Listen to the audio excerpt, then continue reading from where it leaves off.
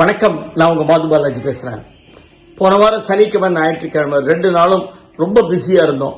சனிக்கிழமை அன்னைக்கு MD&D performance centre lost search ரோட்ல எங்களோட சேம்பர் ஆஃப் ஹியூமர் அந்த நியூ கான்செப்ட் அதுல நாங்க மேரேஜ் மேடுன்னு சொல்லி ஒரு நாடகம் நடத்தினோம். It was a successful show. நல்ல ஃபுல் ஹவுஸ் இருந்தது. ரொம்ப ஒரு என்ஜாயபிள் ஆடியன்ஸ். இதுல என்னன்னா ரொம்ப சின்ன இடம்.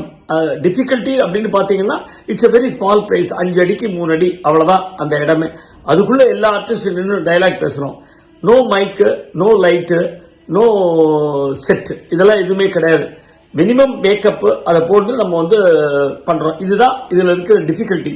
பட் இதுல இருக்க பிளஸ் அப்படின்னு பாத்தீங்கன்னா ஆடியன்ஸோட ஒரு நல்ல கனெக்டிவிட்டி கிடைக்கிறது ஜனங்கள்கிட்ட. ஏன்னா ரொம்ப க்ளோஸ் குவார்டர்ஸ்ல ஆல்மோஸ்ட் கையை நீட்டினா அவங்க மேல இடிக்கும். அந்த மாதிரி இடத்துல ஆடியன்ஸ் இருக்கிறதுனால அவங்களுக்கு நம்மள்கிட்ட ஒரு பெரிய ஒரு அஃபெக்ஷன் ஒன்று வருது. ஏதோ அவங்க வீட்டு ஹாலில் அவங்க வீட்டு கூடத்தில் உட்காந்து நம்ம நாடகம் நடத்தின ஒரு ஃபீலிங் அவங்களுக்கு கிடைக்கிறது. They enjoy it like anything. சரி, டிராமா பார்க்கும்போது ஆடிட்டோரியத்தில் இருக்கும்போது உங்களுக்கு நிறைய டிஸ்டர்பன்ஸ்லாம் இருக்கு. ஈவன் மைக்லேயே நிறைய டிஸ்டர்பன்ஸ் இருக்கு. ஆடிட்டோரியத்தில் பக்கத்தில் அக்கம் பக்கத்தில் எல்லாம் பேசுற டிஸ்டர்பன்ஸ் இது மாதிரிலாம் நிறைய இருக்கும். ஸோ சில டயலாக்லாம் கவனிக்காம போறதுக்கு வாய்ப்பு இருக்கு. இங்க எப்படின்னா ஈவன் சின்ன சின்ன நுவான்சஸ் கூட கவனிக்கிறாங்க. ஒரு சில டைலாக்லாம் நாங்க இது வரைக்கும் மேடையில பெருசா சிரிச்சு நாங்க பார்க்கல. பட் அந்த மாதிரி டைலாக்லாம் கூட இங்க போறது காரணம் என்னன்னா ரொம்ப கிளாரிட்டியோட காதுல விழுறது. அதனால they are able to laugh. And one more thing, நாங்க என்ன பண்ணிருக்கோம், டிராமா முடிஞ்ச உடனே ஆடியன்ஸோட ஒரு சின்ன ஒரு கெட் டுகெதர் மாதிரி நாங்க வச்சுட்டு இருக்கோம். They can ask questions, they can give there opinion. அந்த மாதிரி ஒரு செஷன் ஒரு half an hour வச்சுட்டு இருக்கோம். அது இன்னும் இன்ட்ரெஸ்டிங்கா இருக்கு. அவங்க கேள்வி கேட்கறது, நம்ம பதில் சொல்றது, ஆர் அவங்களோட opinion about Crazy Krishna, about Crazy மோகன், ஆர் இண்டிவிஜுவல் ஆர்டிஸ்ட பத்தி சொல்றது, அன்னைக்கு நடந்த பெர்ஃபார்மன்ஸை பத்தி அவங்க எந்தெந்த கேரக்டர்லாம் அவங்களுக்கு பிடிச்சிருக்குன்னு சொல்றது, அந்த மாதிரி இருக்கிறதுனால ரொம்ப இன்ட்ரெஸ்டிங்கா இருந்தது. மேரேஜ் மேடுன்னு சொல்லி நாங்க 1982-83 போட்டு வரோம். எத்தனையோ மேடைகள் பார்த்திருக்கோம். 2500 கெப்பாசிட்டி போட்டிருக்கோம். நான் மஸ்கட்ல 4000 கெப்பாசிட்டிக்கு டிராமா போட்டிருக்கோம். எவ்வளவு இடங்கள்ல போட்டிருக்கோம். ஆனா ஃபர்ஸ்ட் டைம் ஒரு 55-60 பேருக்கு போட்டு அதுல ஒரு பரிபூர்ணமான ஒரு நிறைவு ஒன்று கிடைச்சதுன்னா அது அந்த சேம்பர் ஆஃப் ஹியூமர் கான்செப்ட்னால தான். அவ்வளோ நல்லா போச்சு. ஆடியன்ஸுக்கும் நம்மளோட ஒரு பயங்கரமான ஒரு உறவு ஒன்று வருது நம்மள்கிட்ட. ஒரு இன்ஃபேக்ட் பெரிய சர்ப்ரைஸ் என்னன்னா நிறைய பேர் ஃபாரவேல வந்திருக்காங்க. பெருங்கல்தூர், அம்பத்தூர், அங்க எங்கிருந்து சோழிங்கநல்லூர், அங்கேருந்துலாம் வந்திருக்காங்க.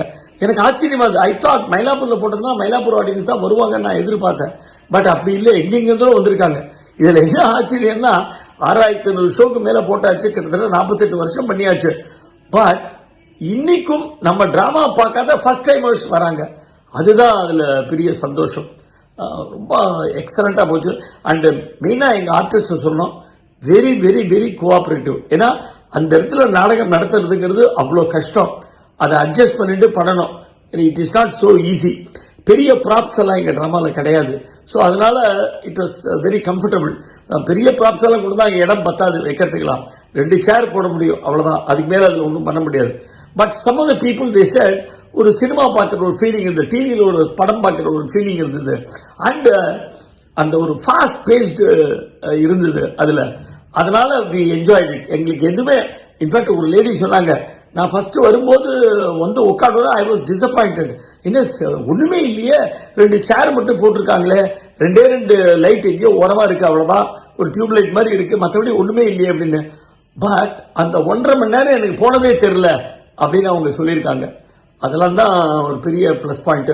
அண்ட் ஒவ்வொரு ஆர்டிஸ்டோடும் அவங்க பேசி அவங்க தங்களோட டவுட்ஸ் எல்லாம் கிளியர் பண்ணி தங்களோட அப்ரிசியேஷனை கொடுத்து மொத்தமா ஒரு ஹோல்சமா இருந்தது இந்த என்டர்டைன்மெண்ட். அதுலேருந்து ஒரு சின்ன வீடியோ கிளிப்பிங் உங்களுக்காக பண்ணிருக்கேன். எதுக்கு இதை போடுறேன் அப்படின்னா எப்படி என்ஜாய் பண்ணிருக்காங்கன்னு நீங்களே பாருங்க. இது எதுவுமே கிரியேட்டட் லாஃப்டர் கிடையாது. அங்க லைவா அவங்க சிரிச்சதுதான் எடுத்து நான் இப்போ உங்களுக்கு கொடுக்குறேன். அந்த வீடியோ உங்களுக்கு போடுறேன், நீங்க பாருங்க, யூ வில் டெஃபினெட்லி என்ஜாய். அப்பா இன்னொரு தடவை நீ டாக்ஸியை பத்தி பேசுற என்ன கெட்ட கோவம். உனக்கு என்ன டாக்ஸி மேல கோபம்? உனக்கு என்ன டாக்ஸி மேல பாசம்? ஹாய்டா சீனோ. சாரிடா மது, லேட் ஆயிட்டு. வீட்டுல 4 கார் நீ என்ன பிரயோஜனம்? காத்தால எழுந்து ஸ்டார்ட் பண்ணா ஒண்ணு கூட ஸ்டார்ட் ஆகல. எங்க உங்களுக்கு ஸ்டேஷனுக்கு லேட் ஆயிடுமோன்னு டாக்ஸி பிடிச்சு வந்துட்டேன். பேசாம நம்ம ஸ்கூல்லயே இதெல்லாம் சொல்லி முடிச்சிடலாங்க. என்ன கேட்டா சொல்லுவேன். அதான் உன்னை எவனும் கேட்கல. சப்போஸ் உங்க அம்மா அப்பாக்கு அந்த பொண்ணை பிடிக்கலனா அப்ப என்ன பண்ணுவ? What will be your reaction? I want to know. Tell me. நல்லா இருக்குது சார். என்னது இங்கிலீஷ்? ஏய் போடா, நான் மட்டும் ஜானகியை லவ் பண்ணா போறாங்கடா. நானும் நீனும் சேர்ந்து லவ் பண்ணுமா?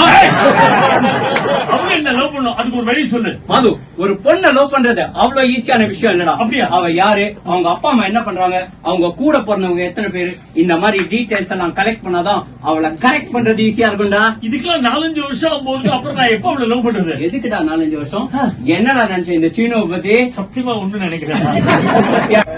முத்து, உங்களதான் சொல்றேன். என்னங்க இந்த வினாடி வேணா நிகழ்ச்சியில உங்களை டாக்டர் அறிமுகப்படுத்த போறேன். நீங்க போற டாக்டர் புரிஞ்சதா? இந்த ப்ரோக்ராம்ல நீ டாக்டர்னு சொல்ல போற.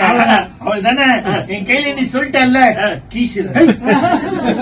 ஆமா, ஜானகி வந்துட்டாங்களா? எங்க எங்க எங்க எங்க ஜானகி வந்துச்சாப்பா? நம்ம ஜானகி வந்துச்சாப்பா? இல்லப்பா, ஜானகி வந்துச்சாப்பா? ஜானகி வந்தா நீயே சந்தோஷப்படுற. இல்ல வாதியாரே, தப்புமா தப்பு. ஒரு தங்கச்சி பாசம் வேணும் உனக்கு. என்ன சொல்லிட்டேன் நீ இப்படி துவர்ற?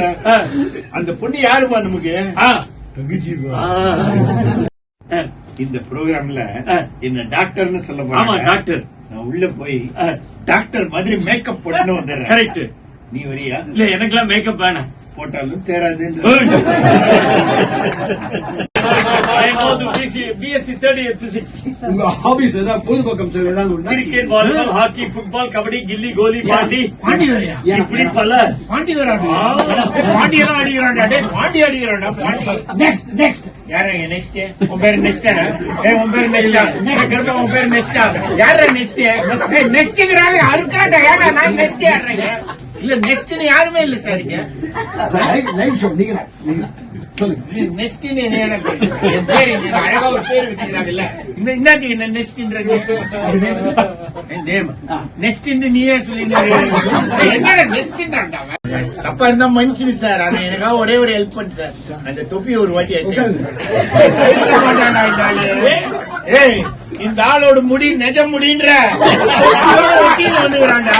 ஏய், முடிய பத்தி எனக்கு தெரியுமா? நீ விளையாடாத. ஊமையும் இந்த மாதிரி ஏதாவது ஒரு ஹேண்டிகேப்ட கல்யாணம் பண்ணிக்கிறேன்னு சொல்லிருக்கான். முத்து, வர புதன்கிழமைக்கு நீ சலூனை மூடிட்டு நேர என் வீட்டுக்கு வர. இந்த கதையே வரும். நான் வீட்டுக்கெல்லாம் வந்து கட்டிங் பண்ற வேலையே. டாக்டர் விஷயத்துல என் வீட்டுக்கு வர. ஜானகி எதிரில் என் கண்டு 2 குருடாயிடுச்சு. நான் ஒரு ஹேண்டிகேப் சர்டிஃபை பண்றேன். குருடாயிடுச்சு? அப்படியா? ஏன் அப்படி கடிச்சு துப்புற? அழகா சொல்ல ஹேண்டிகேப். கை ஹேண்டிகேப் சொல்லு. கால் இப்படி சொல்லு. ஹேண்டிகேப். அப்படியா? எனக்கு ஒரு பயங்கரமான டவுட். சொல்லுமா. சிப்பாக்கார ஒரு சித்தப்பாவா நடிக்க போறாங்க. கரெக்ட். சலூன் முத்து டாக்டரா நடிக்க போறாங்க. எக்ஸாக்ட்லி. எனக்கு இந்த வீட்டுக்கார முன்சாமியா ஒரு சின்ன ரோல். எவ்வளவு தூரம் புரிஞ்சுட்டு பெரிய நடிகண்டா. அப்ப இந்த ஜானகியா நடிக்க போது யார் ஆளு என்ன சொல்லு? நம்ம கையில ஜில்ஜில் மாமணி குட்டிங்க. அதான் சோகம். Reel expert. இவ்வளவு பேர் நடிக்க போறோம். படிச்சது ஃபாரின். நீங்க foreign. Doctor Muthu BAR BER.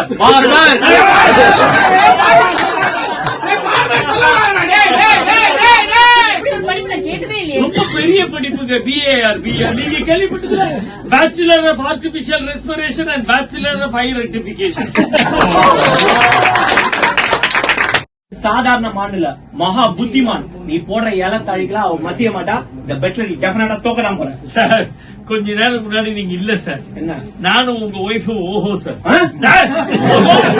கொஞ்சம் சொல்லுங்க, ஒரு தாய் பாசம். மது கிட்ட மாத்தி. இது ஆன் சாட்டர்டே. சண்டே அன்னைக்கு we had a play in Raja Annamalai Mandram. Esther fine arts ஒருத்தருக்காக இந்த நாடகத்தை நடத்தினோம். நாடகம் வந்து சாக்லேட் கிருஷ்ணா. கிட்டத்தட்ட 1200 முறைக்கு மேல நாங்க போட்டிருக்கோம்.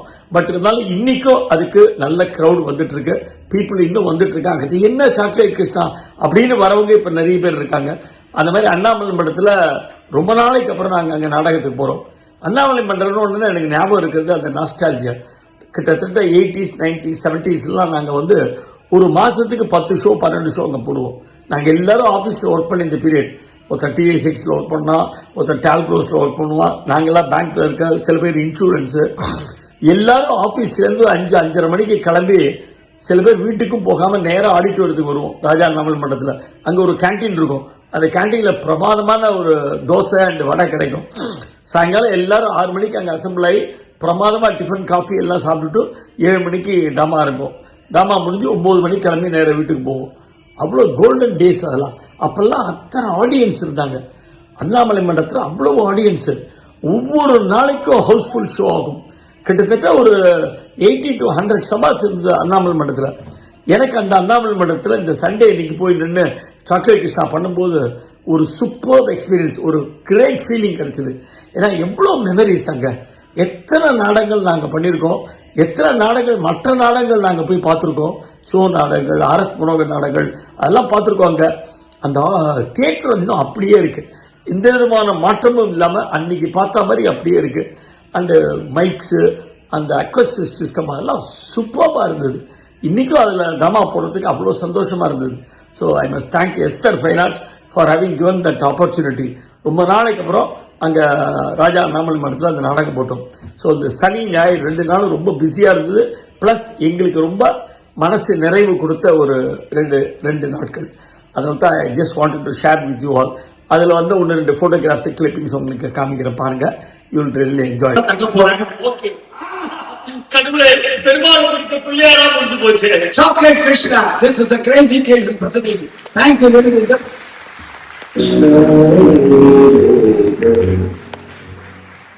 Thank you very much.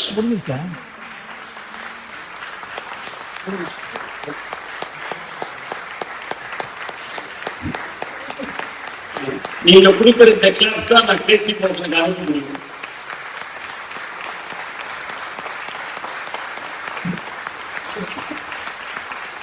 இந்த நாடகத்தை நாங்க அரங்கேற்றம் பண்ணோம். இது வரைக்கும் 1280 ஷோ போட்டிருக்கோம் so far, which is a record in Tamil drama stage. கண்டினியூஸா நான் ஸ்டாப்பா 2008ல இருந்து நாங்க போட்டு வரோம் இந்த நாடகத்தை. இந்த ராஜா அண்ணாமலை மன்றம் எடுத்துட்டீங்கன்னா எங்களுக்கு சென்டிமெண்ட்ல ரொம்ப பிடிச்ச ஒரு இடம். பிகாஸ் அந்த காலத்துல நாங்க 80sல 90sலாம் ஒரு மாசத்துக்கு 15 ஷோ இங்க நடத்துவோம். ஆபீஸ்ல இருந்து நாங்கெல்லாம் நேரம் இங்க வந்துட்டு டிஃபன் சாப்பிட்டு அப்படியே 7 மணிக்கு டிராமா ஆரம்பிப்போம். 9 மணிக்கு கிளம்பி வீட்டுக்கு போவோம். அவ்வளோ சூப்பர் மெமரிஸ் தான் எங்களுக்கு இருக்கு இந்த ராஜா அண்ணாமலை மன்றத்துல.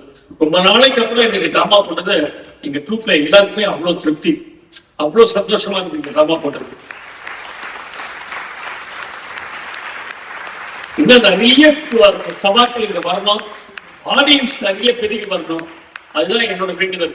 Thank you very much. அடுத்த பதிவில் நான் உங்களை சந்திக்கிறேன். அது வரைக்கும் வட்டா.